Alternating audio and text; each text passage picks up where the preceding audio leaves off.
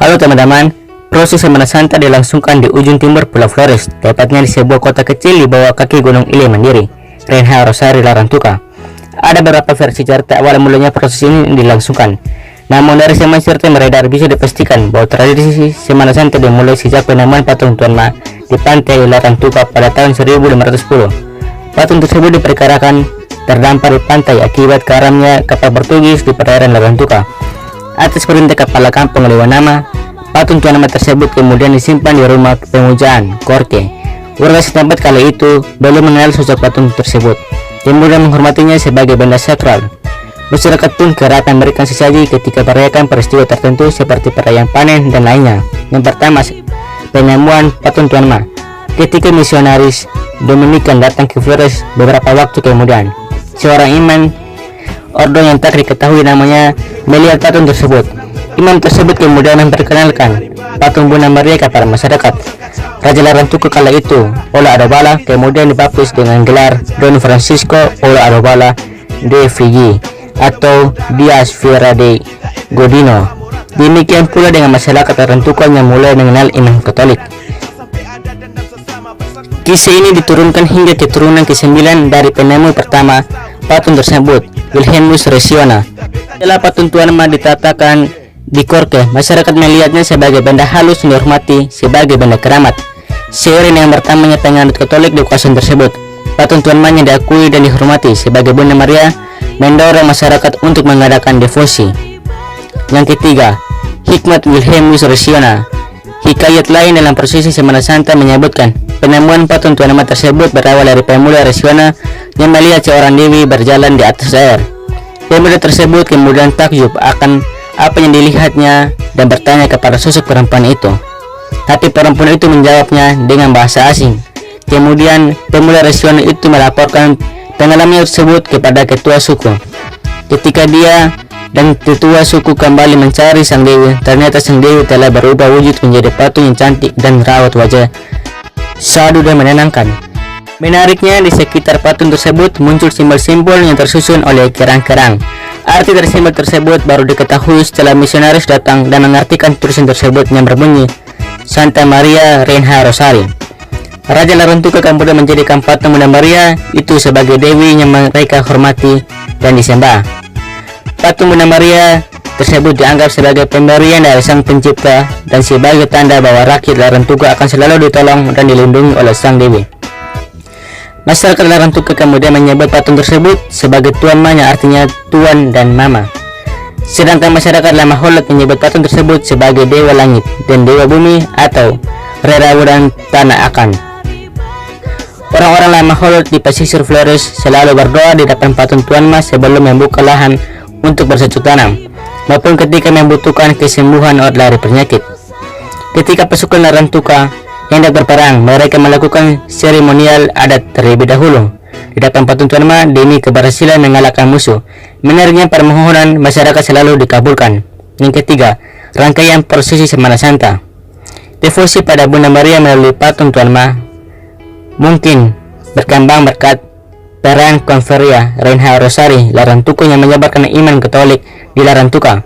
Tradisi devosi tersebut kemudian dikenal sebagai Semana Santa yang masih dilakukan hingga saat ini. Kerajaan Larantuka mendapatkan tempat istimewa dalam rangkaian prosesi Semana Santa berkat perannya dalam perjalanan sejarah tradisi Semana Santa. Dalam praktiknya saat ini, tradisi Semana Santa di Pulau Flores dimulai pada Rabu Trewa atau Rabu Abu, di mana gelar doa di masa Prapaskah. Pada hari Rabu Trewa ini, umat Katolik setempat berkumpul dan berdoa di kapel demi mengenang kisah pengkhianatan terhadap Yesus yang dilakukan oleh Yudas Iskariot di Taman Getsemani. Di dalam harinya itu, ritual bebunyian dilangsungkan sebagai simbol berduka atas penangkapan Yesus yang kemudian diseret mengelilingi kota Nazaret.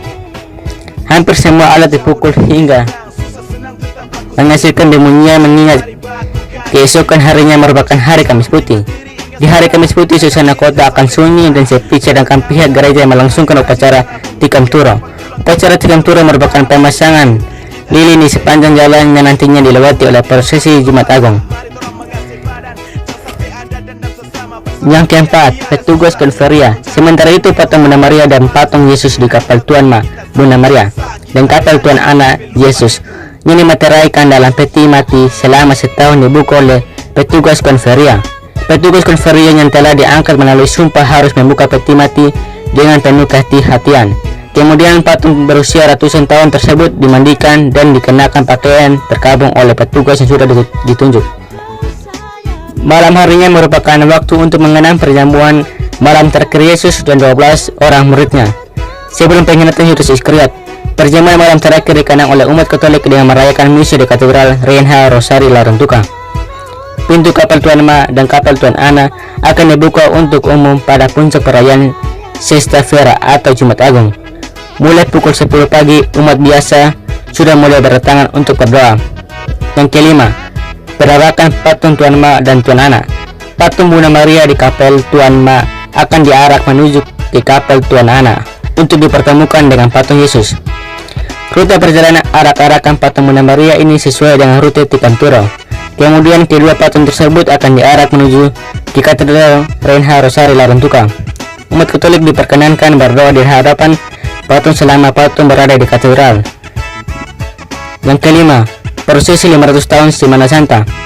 Prosesi Semana Santa belum selesai karena kedua patung masih harus diangkut menuju ke Kapela Pohon Siri di Pantai Kuce dengan menggunakan kapal motor. Umat Katolik biasanya turut mengantar perjalanan kedua patung dengan menaiki kapal motor yang sudah disediakan. Rangkaian prosesi Semana Santa pada saat Paskah di Larantuka ini sudah berlangsung selama lebih dari 500 tahun. Tradisi ini kian menarik perhatian wisatawan karena sudah ditetapkan sebagai wisata religi oleh Kementerian Pariwisata. Bagi Gereja Katolik Larantuka, perayaan Paskah Semana Santa ini merupakan perpaduan antara agama dan adat, bukan hanya peringatan hari kebangkitan Isa Al-Masih saja. Sesta Fiera yang menjadikan puncak perayaan Semana Santa juga memperlihatkan perpaduan budaya orang Lama Holot dan Portugis yang erat. Di sini dilestarikan bersama-sama oleh Perkumpulan Laskar Maria, Conferia de Rosari, suku-suku Semana dan keluarga Kerajaan Larantuka. Yang keenam, interpretasi wajah Bunda Maria. Patung Tuan Ma hanya bisa ditemui setahun sekali, mulai hari Kamis Putih sampai Jumat Agung. Hal inilah yang membuat prosesi Semana Santa ditunggu-tunggu oleh umat dan peziarah. Menariknya, setiap orang memiliki interpretasi yang berbeda-beda. Setelah menyaksikan secara langsung patung Bunda Maria tersebut, ada kepercayaan wajah Bunda Maria yang terlihat sesuai dengan imam dan kepercayaan masing-masing. Bila patung Bunda Maria terlihat suram, bisa diartikan Anda sedang dilanda kesusahan. Bila patung terlihat berseri-seri, bisa diartikan Anda akan memperoleh berkah tahun ini. Pengalaman seperti ini yang membuat para peziarah merasa tersentuh dan haru ketika bersujud dan menyampaikan permohonan mereka di hadapan patung Tuan Ma. Terima kasih, sampai jumpa di video selanjutnya.